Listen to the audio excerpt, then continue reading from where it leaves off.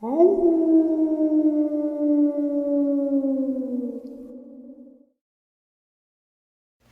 greetings and salutations, folks. I hope everyone is doing well. Welcome to today's upload. Before we get into it, a couple links. As many of you know, I rely on Patreon, PayPal, channel membership, and the merch to help the channel to continue to grow and go. Links to Patreon, PayPal, and channel membership is in the description below. Merch displayed directly under the video. Also, Dogman Frightening Encounters, Volume 1 through 3, the audiobook versions. They were written and researched by Tom Lyons, narrated and produced by me, Jeff Nadolny. Those audiobooks are available on Audible, Amazon, and iTunes, links to which are also in the description below. And finally, last but definitely not least, if you'd really like to help support the channel to continue to grow and go, simply subscribe. It does not cost a cent. Click the like button, takes half a second. If you don't want to miss out on any of the informative uploads I put out daily, click that bell icon, and folks, please leave a comment. Why? Well, because all of these things really do help the channel to continue to grow and go. And folks, they definitely do matter. Now, everyone, I have taken far too much of your time. Let's jump in to today's upload, shall we? Okay, guys, so I have just a slew of experiences to share with you today. Also, I received an email yesterday, and immediately after reading it, I knew I had to show it to my dad. As many of you who have been with the channel know, my dad retired from the Navy. He was part of the Brownwater Navy in Vietnam. He worked a couple of years with intelligence. Then retired and then just left it. Never talked about it. Never really did much. But I needed to bring this to him because I wanted to get his opinion on it. And it is 100% cryptid related, but it's something I normally don't talk about except for Saturday Nightmares Live. And I'm going to share that with you a little bit later on. It goes in that category of Dulce, alien agenda, but it doesn't, because it's absolutely, if it is true, it's friggin' terrifying. So let's get into some encounters right now. And towards the end of the upload, I'll share that with you guys. Today's first encounter. My fiance and I went on a 3-day trip to Gatlinburg, and we spent our days in the mountains hiking and spending time in and around the national park. One night, at around midnight, trying to get as much time as we could in the mountains, we decided to take an hour drive from our hotel room up the mountain to an overview/lookout type of spot, right on the top of said mountain, to see if we could catch an awesome look at the stars, because there is a lot of light in Gatlinburg at night. Driving up there, neither of us noticed anything off other than the mountain winds were a little spooky at night. Being from Florida, it's just a little unfamiliar. But as soon as we get to where we are going, her and I jump out of the car. I'm overwhelmed with this vile, oppressive feeling outside of me. But not wanting to make my fiance uncomfortable, I don't react to it much. The wind is absolutely roaring, and unfortunately we could not see any stars due to the cloud cover. So I tell her I'm going to step to the side, take a leak, and we can get back to the hotel room. As soon as I get 10 feet away, I get this strange feeling of extreme vulnerability and detachment from everything around me, almost as though I am miles from the nearest person, but obviously I'm only feet away from my fiance. I turn around and walk back to the car, and I heard something off to my right. Instinctively, I look over, and I see something, roughly the shape of a human and a dog, but the size of a bear, kind of hop over this rail about 200 feet away. I quickly got back to the car and ushered my fiancée in, still not trying to scare her, or at least show her how scared I was. But she asked if I was all right, and my reaction was a dead giveaway. I jumped in the car and sped off. Never in my life had I ever experienced anything like this, and never in my life have I really had a reason to be made so uncomfortable of just being outside, but I truly believe that I did see something unnatural that night. A second encounter. My grandmother's property is settled all the way back in the woods at the end of a long, unpaved road in West Virginia. Along with being comically bumpy, it is also has a history of being haunted, and it has passed between family members over the years. I myself was somewhat skeptical of these tales, not because I'm not a believer in the paranormal, no, but because my uncle and dad are bullshitters. Until one night, a year ago. Back then I lived with my grandmother down at the end of the road, and at the time I did not own a car.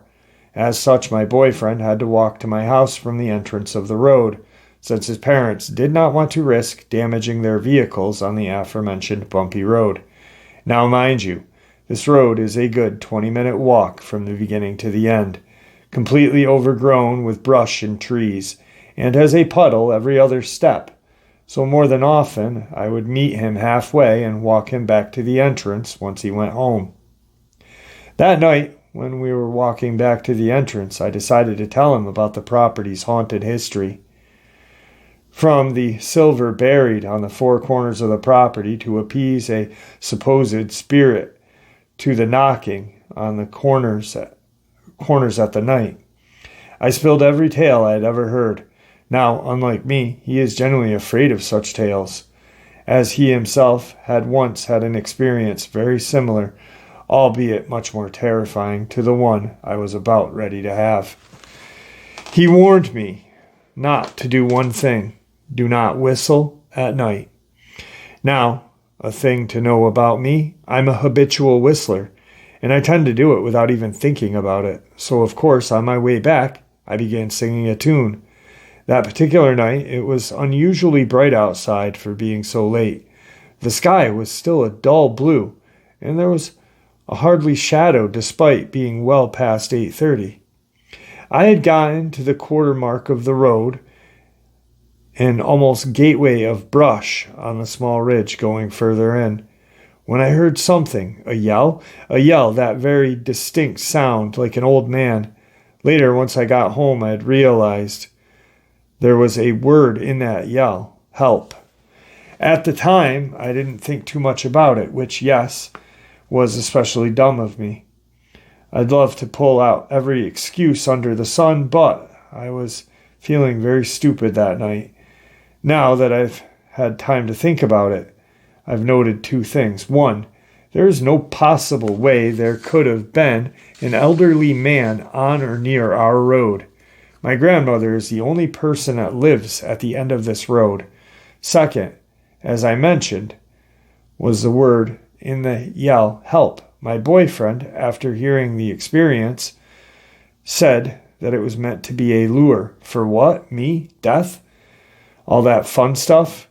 As I walked, I got to the halfway mark, a field of dead yellow grass and a single fallen tree on the left-hand side.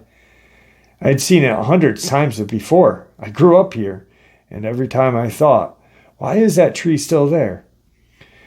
As I took my curious look at the tree, I noticed something. Someone or something was there. To this day, I don't understand what I saw. Was it a cryptid, a monster, a demon? Standing a good 30 feet from the tree was, honest to God, and what I can only describe as this pale white humanoid. A simple rounded pillar of white nearly 8 feet tall, and as still as the tree before it, it stood there, and it saw me, I know it did. Its black eyes and strange face. I had never truly known fear before that night. I froze in place and felt like a mouse beneath the cat's paws, caught and hopeless. Faster than I could blink, it ducked behind the tree and stayed there. 30 feet, traversed in under a second. Once it was behind the tree, it stayed there, and I could move again. The sensible among you probably think I ran. Well, I didn't. I didn't want to get its attention. 10 minutes of absolute silence and paranoia as I walked, utterly terrified. I got home and sat there on my grandmother's little red couch, and I smoked a cigarette. My grandmother looked over at me and said, "You look like you seen a ghost." Well, I don't know if it was a ghost that I saw, but it was definitely something that didn't want me around. Or maybe it did. I don't know. So, interestingly enough, yesterday's upload, I was talking about the Appalachia and like the haints, or spirits, catamounts. And, you know, it's that old school kind of lingo that the old timers used back then. And it pretty much described everything, you know. I think that young woman saw a crawler, and there's a lot of strange experiences of people saying they hear this word help in their yells and such. Some people call them skinwalkers. Unless you're in Navajo land, it's a shapeshifter. But, you know, the more research people do, the more we realize that fiction is based from fact. And I truly believe about mimics. I truly believe there are something out there that mimics humans and mimics things that we do to lure us away from the safety of a trail, the safety of a side of a road, a parking lot. As of 2 days ago, when I was up to where Tom Mezek disappeared and blowing the shofar,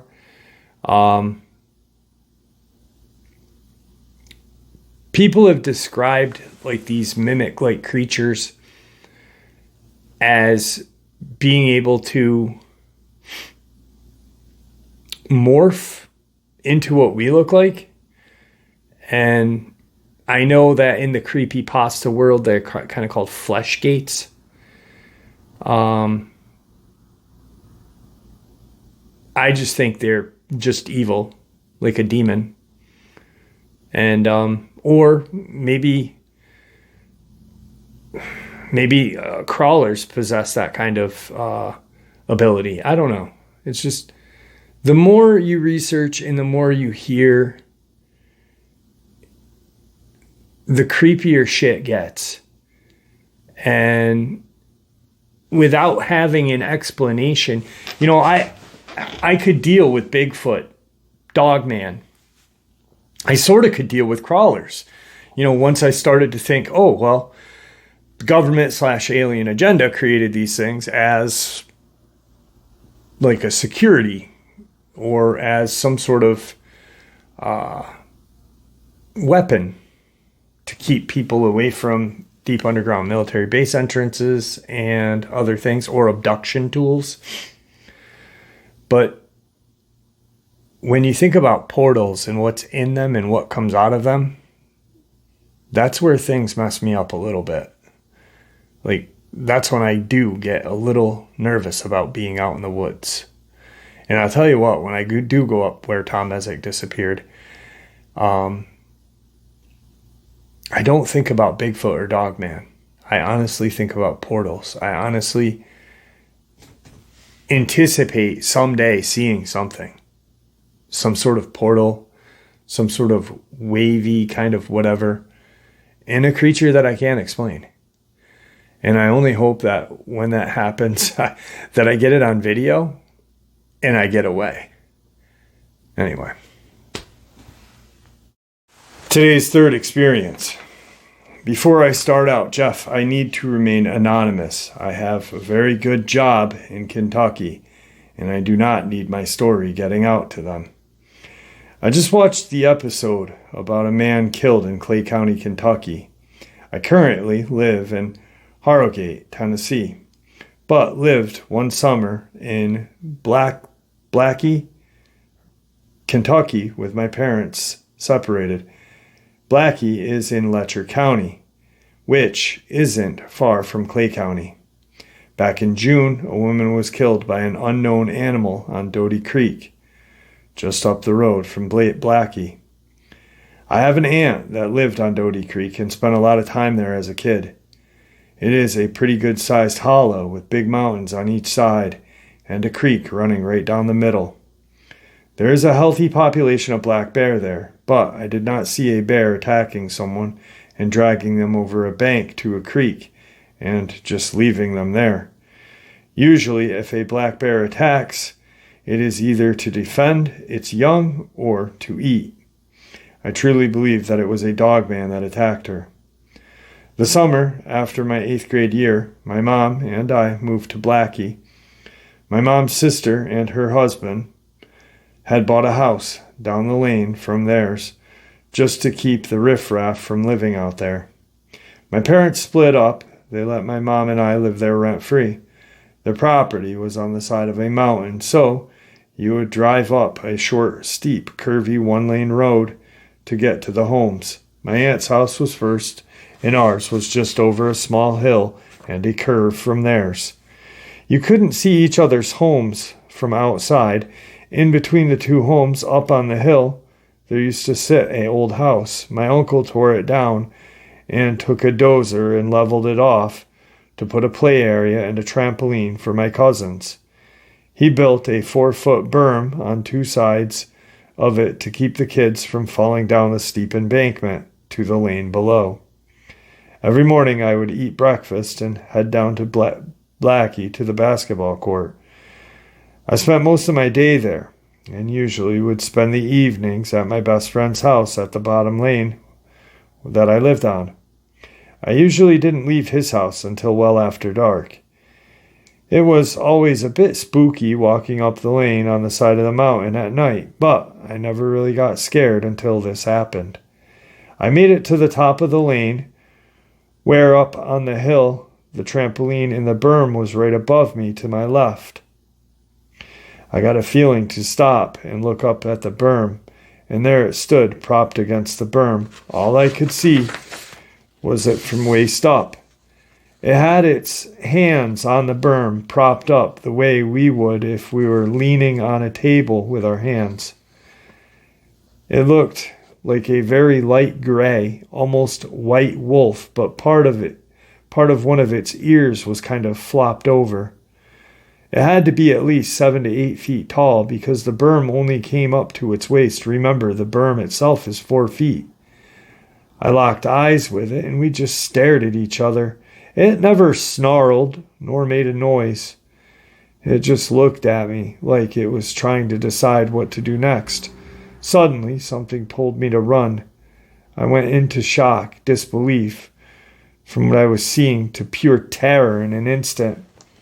I took off like a rocket, never looking back. My mom and I would always enter the door on the side of the house since it faced the driveway. There was a small covered porch with about 5 concrete steps leading up to it. I had to run about 100 meters to the house from where we had locked eyes. My mom would always leave that side door unlocked for me, but for some reason she had locked it tonight. When I got to the porch, I cleared all 5 steps and landed right at the door. Upon seeing the door was locked, I started beating on it and yelling to my mom to let me in. All of a sudden, the door swung open, and my mom looked behind me, and the color left her face. She had a look of pure terror. At this point, I still hadn't looked back. I was too afraid to, thinking that it was going to be right behind me. My mom grabbed me by my shoulder and jerked me into the house, slamming the door. I went straight to my room and loaded an old 30-30 and a .22 and just sat there. If this thing wanted to attack me and my mom, it could have easily done it. My mom died back in 2013, and we never spoke of it again. Not even that night. We both just pretended nothing happened and went on with our lives. I will always wonder why it didn't attack. Even though I never looked back, I know my mom saw it, probably standing at the foot of the stairs of that small porch just behind me, judging by the look on her face. The incident happened the summer of 1993 when I was 14. I never spoke of this to anyone until I met a coworker who believed in Bigfoot and would openly talk about it. I shared my experience with him and have since shared it with a handful of other people. Thank you for letting me share, Jeff. That Doty Creek attack actually is 20 minutes, and I covered the experience or the attack. It's 20 minutes from where Corey Godze was attacked. Woods all around. Clearly, it was a Dogman attack. And ironically enough, like I said in the upload talking about the attack, the news media just followed like a verbatim script from the state police, which is, if you followed the channel and you know how I look at these attacks to kind of decipher if it is an animal attack or if it is really a cover-up, when all the news media outlets use the police's response to the public, usually means it's a cover-up. So very interesting to get something from that area. I'd like to talk to him a little more. I think I'll send him an email. Maybe I can get him to come on and disguise his voice. Anyway, let's move on. Today's fourth encounter. 3 times in West Michigan have I been visited by this same creature. Starting roughly 19 years ago. I'm 38 years old now. I was in the woods behind one of my friend's homes camping. We were maybe 500 yards away from the house and only took a few steps in the direction of the house to see it on the other side of a cornfield that was used for hay that year. We had a fire started and we're just hanging out, talking, enjoying the summer night. We had gone to Lake Michigan earlier, and a girl we met that lived nearby decided to come with us and hang out, being one of our friends knew her from work. We all agreed she'd get the tent and we'd all sleep by the fire. After an hour or so, we had an amazingly bright light shine down right over us. We all kind of wigged out, got up, but then a strong wind came down on us, and the light slowly moved away. We all decided that it was a police helicopter looking for marijuana plants and saw our heat signatures plus the fire on the thermal cam. We all laid back down, and within maybe 10 minutes, we'd all be back up, and each other's hearts racing. As we lied there, there was this ear-splitting screech. Before any of us could get up, something with considerable weight hit the leaf-littered forest floor. Now all of us standing, a creature that seemed much larger than a wolf ran without walking multiple times around us before we could get a bead on its location. The girl, sorry I forgot your name, was now in the tent doorway, and 2 of my friends had almost teleported into the tent. They moved so fast out of fear. At this point, the creature had stopped moving, but we still could not pinpoint where it had stopped. The only view we got from this creature was its gray and white fur, not patterned, but random patches. It moved more like a person on all fours, but way faster than even a wolf on a dead run. We also realized that the helicopter we figured was a dope scope was still nearby. Not far, but we could see stars being blocked out by it moving from west to east, almost like it was strafing. Another 10 adrenaline-filled minutes passed, and we assumed it had left. After another hour of lying there listening and waiting for it to return, we all started falling asleep. In the morning, nothing in the campsite was disturbed, and nothing was damaged. I walked back to the house to get some eggs and some other things for breakfast. Nothing felt off except for the constant feeling of being watched in those woods. But after a long night, I could understand it. On the way back, though, at a different angle of view, I noticed 3 distinct areas in the hay that were pressed down in an almost perfect triangle. Once I got closer, there was a static feeling in the air, and all of my arm hair was standing straight up. As I got closer to the woods, a strong feeling to turn around hit me like a ton of brick. Across the field, maybe 250 yards away, there's a piece of woods that splits the two fields. In that narrow strip of trees stood a cross between a dog and an ape, standing 6 to 7 feet on its hind legs. It looked to be uncomfortable, maybe, as it swayed back and forth, kind of unbalanced. I turned back and headed to the campsite and made breakfast, not saying a thing to the rest of everybody, as heading back to the house would have had us going right by this creature. Roughly 3 hours later, we all did head back to the house, and there was no sighting or any kind of off feelings. The next sighting was 4 years later while hunting family property about 4 miles from the original sighting. Sitting in the woods by myself that evening, I had a group of 4 come in. Now, I would sit in the thicker woods, but had a 270 sighted in at 100 yards. I had 3 lanes that were optimal for that rifle. 2 years before, I got a hard shot on a buck only 75 yards away, and threaded a needle with that bullet, so I was very comfortable with any shot. Anyway, the deer were calm and moving slowly, feeding with not a care in the world. After several minutes, the largest doe kept checking behind them, like they heard something that I could not. They suddenly jumped all at the same time and even crashed into the trees trying to get away. I still heard nothing and couldn't see anything in that direction. They kept looking. Slowly, I noticed a gray and white-haired creature moving in, down like a canine hunting. When I got the first good look, I immediately recognized it. This time, though, I didn't have any anxiety, no racing heart, and felt completely calm, unlike the first encounter.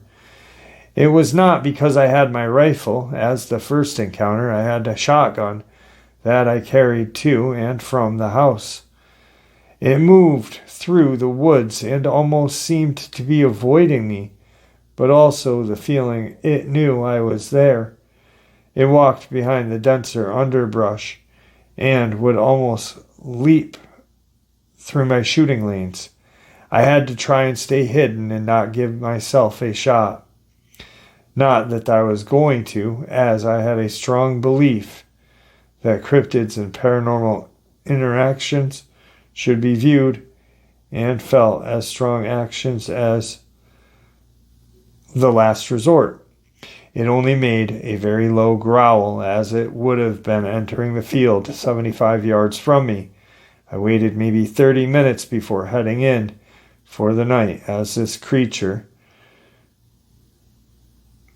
yards from me, moved through what would have been what would have kept anything from coming. As I walked back, I never felt the need to rush or even look behind me. Coming into the small grass field we let grow over on the property, there once again was a rush of wind and a dark object in the sky, which I could see better this time as a triangle-shaped object, but had rounded out sides like a triangle that was filed and the sides were about to burst. It moved slowly in the direction the creature moved and then quickly disappeared in the opposite direction, extremely quick.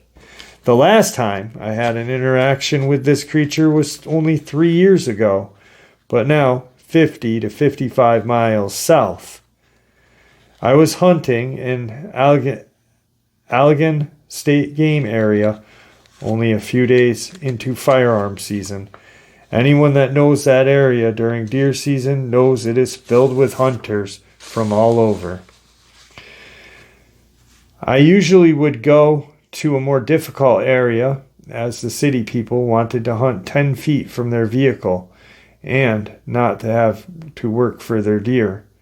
I was deep in the woods by Swan Creek, and the sun had just started to get up to be able to break through the dense trees.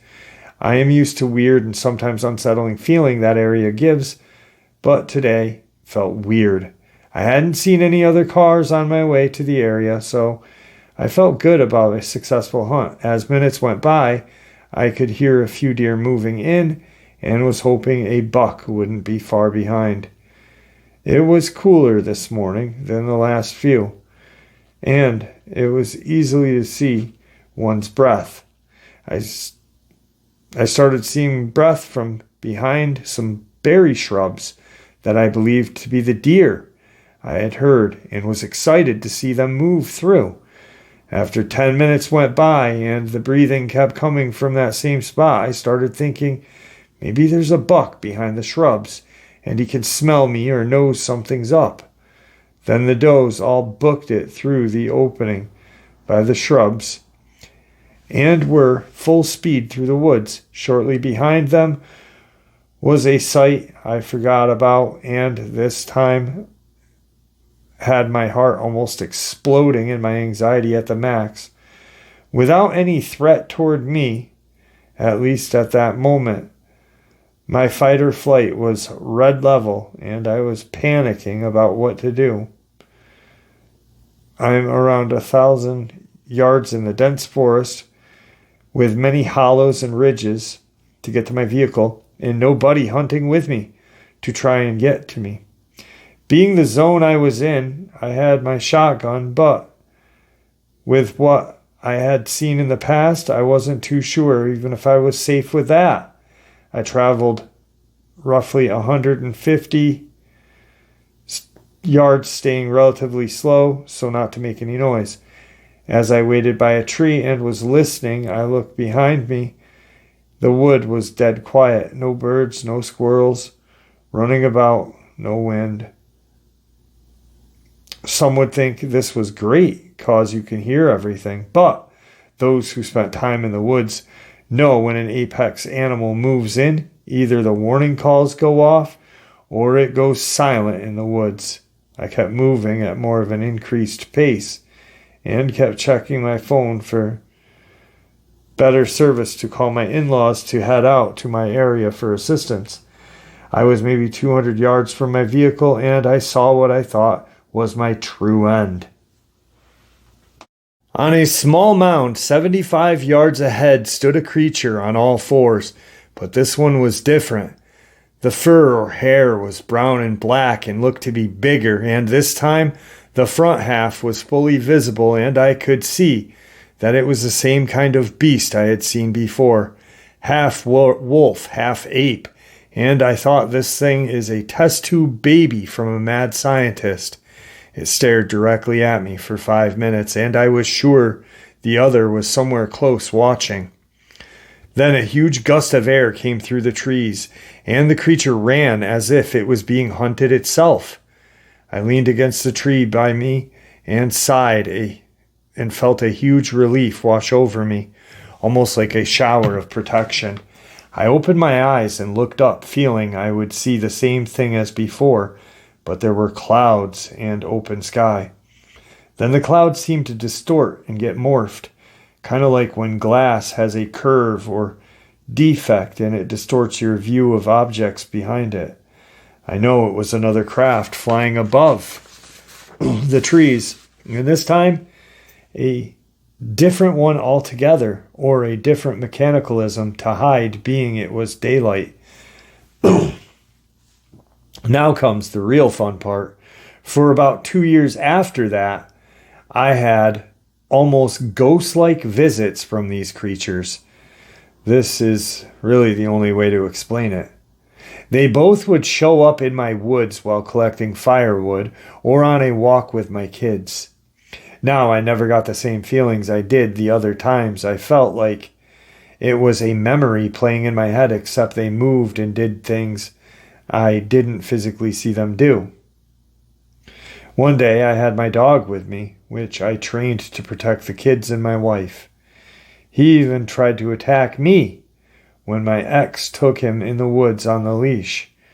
I put on a new hoodie and pulled a hoodie over my face. He came after me, and even calling his name didn't calm him down. Just when he was close enough to smell me, So I know catches everything around him. He was not on his leash this day, and not even 10 feet. In his hair raises and starts to growl, but he seems confused as to why himself. Then I saw both creatures about 20 feet ahead. I could see through them, and they moved as if made of smoke. My dog lunged at one and went right through it, with a dissipating like mist thinning in the morning sun. The other walked behind a tree and never came out the other side. It's been a few years now, and I haven't seen these creatures fully, but keep getting shadows at the edge of my view that look like them, and they'll keep getting closer on both sides. I have the biggest problem with how I can what was physically interaction with what I figured was a cryptid or maybe an other world being now be more paranormal spirit interaction. That seems like a soul following me. Could they have died and I'm the only one they didn't get, or are they projecting to me like a calling? Either way, holding it in for years and keeping the other two encounters from the couple of people I still talk to from the original group, I finally figured I'd put the encounters and I'd put the encounters and instances out there and let others give their feelings and take on them. None of them have interfered with my life other than a few close heart attacks from anxiety or the couple sleepless nights right after the encounters. Take as you will, and I'm looking forward to a response. But as going after and the physical interactions to Spectre over the years, I am lost, and I am hoping I can get some answers eventually. I have been through all of my experiences with these physical oddities, and those that seem to be those of long ago, lost between planes and afraid to move on. Thank you for allowing me to share my bizarre interactions with what I don't know. All right, so that experience, going back to Anunnaki, Sumerian text, talking about dog-headed aliens. All of these creatures, like in the writings from Tom Costello, Phil Schneider, Bill Cooper, there are multiple different creatures, these alien entities, whatever the hell you want to call them. And they are not friendly to each other. Some are. Some have made pacts, like countries. And some haven't. Some just want to wipe each other out.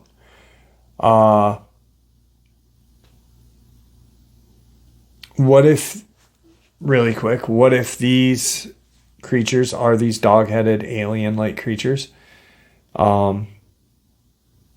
coming down from these ships that he keeps seeing? Because right before the first time, they had the wind, the light, and then thump, something dropped from wherever and hit the leaf litter, and then that craft gone. If it was not there originally, they would have probably heard it running up to their location. Instead, they just heard thump, like it came from above. Or maybe that craft is the Draco or the Gray hunting these things down.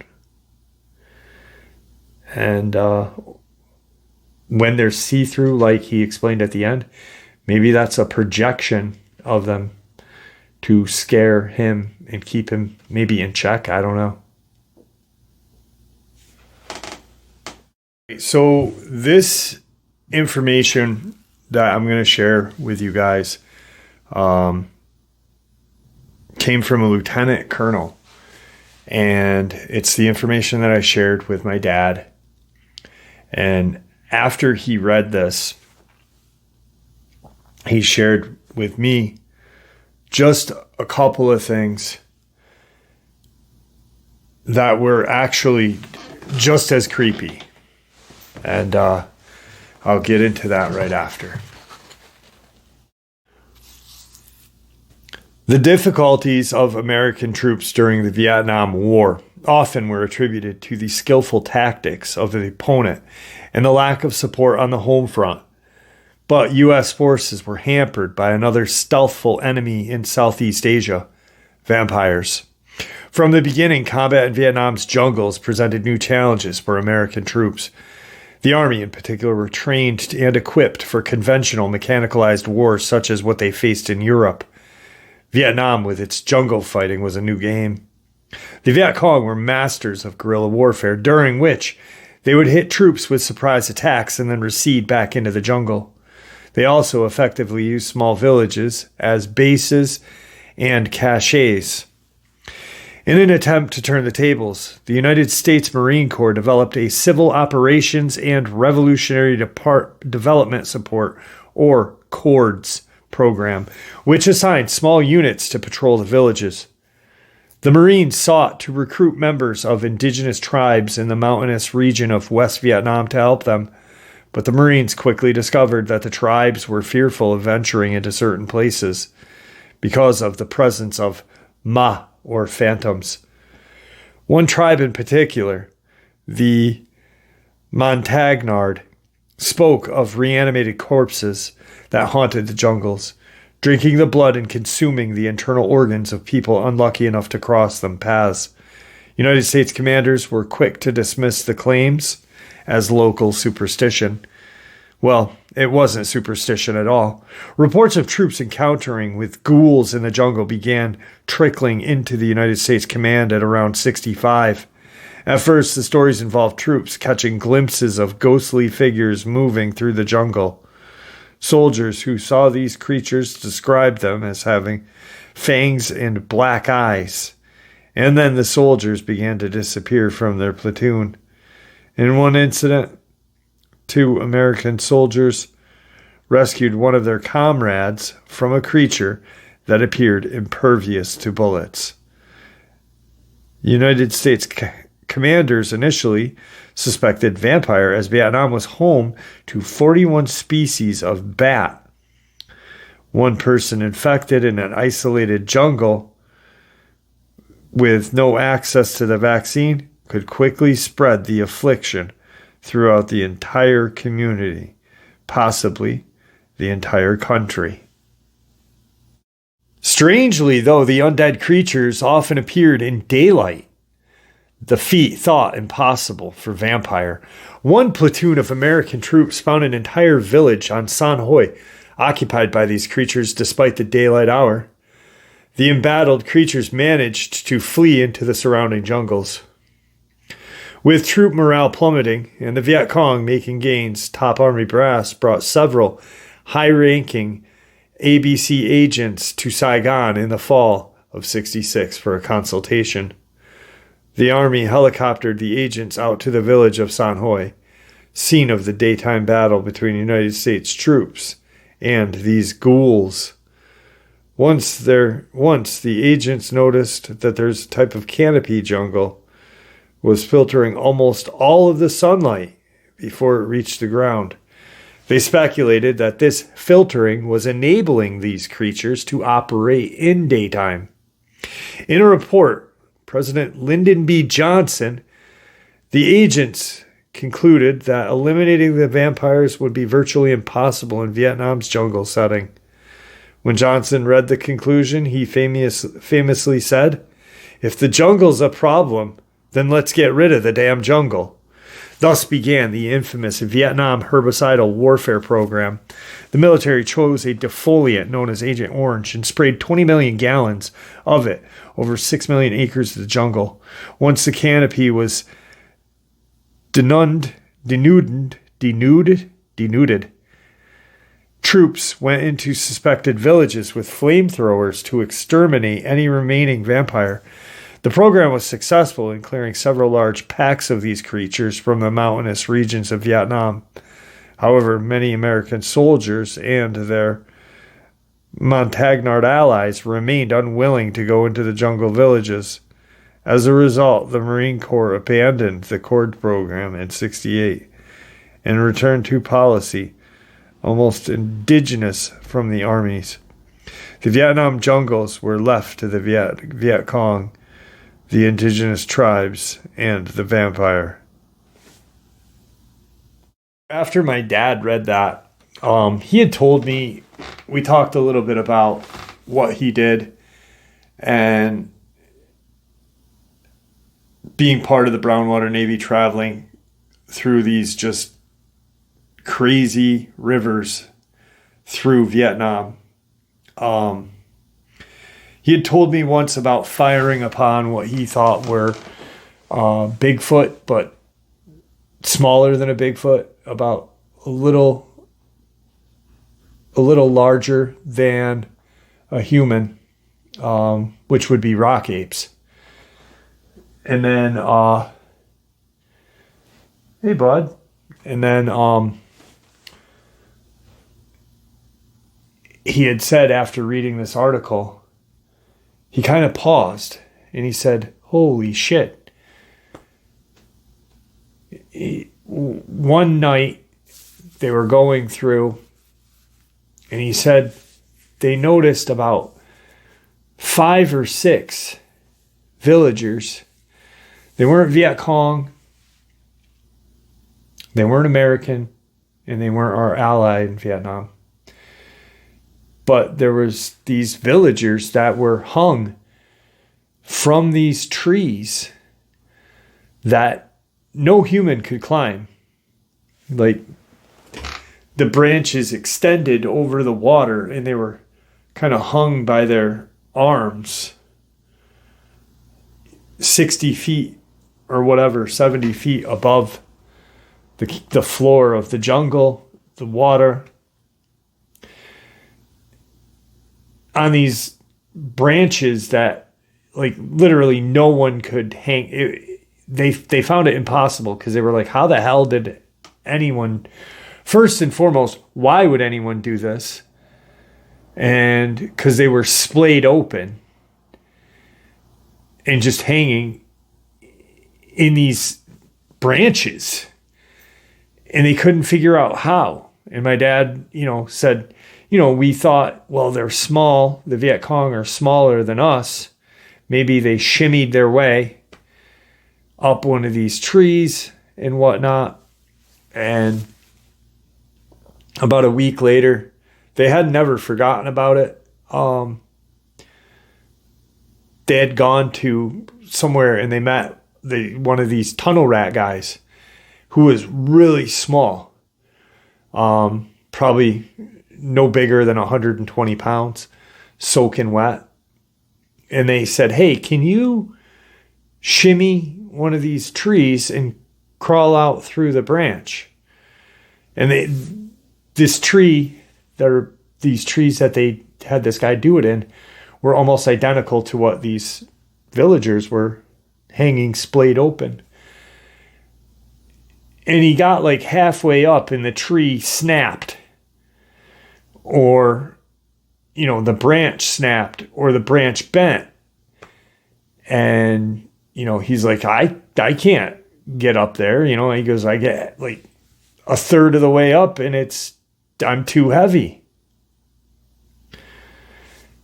That got everyone thinking, what the hell is out in those woods, so that jungle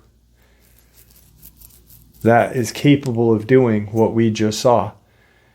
And why were they just like a deer, not hanging like a deer, but splayed open like a deer after hunting season,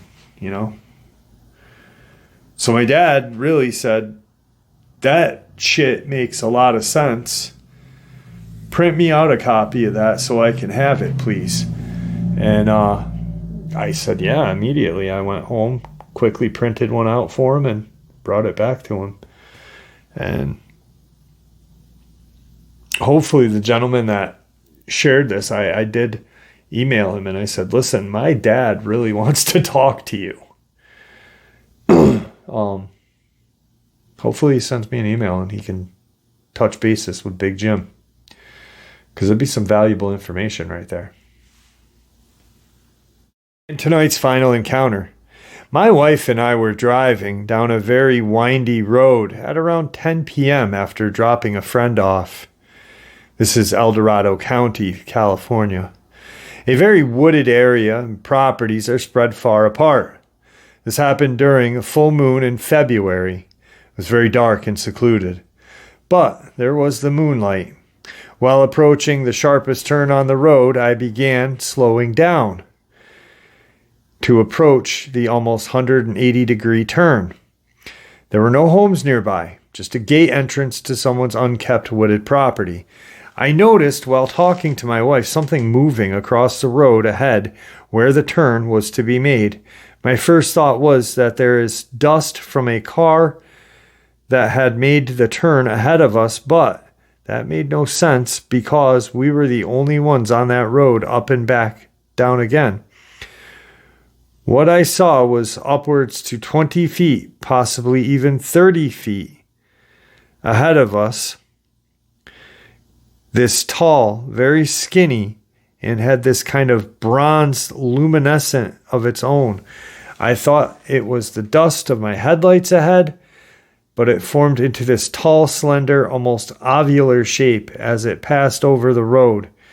And as it got to the roadside, entered the tree line heading into the mountainside, I realized a very large, skinny leg stepped forth from the shape and stepped into the woods. It almost looked like golden smoke, but with a certain type and density to it. Needless to say, as soon as I realized I was witnessing something very unnatural, I started to say, "Did you see that?" My wife cut me off by saying, "You saw it too?"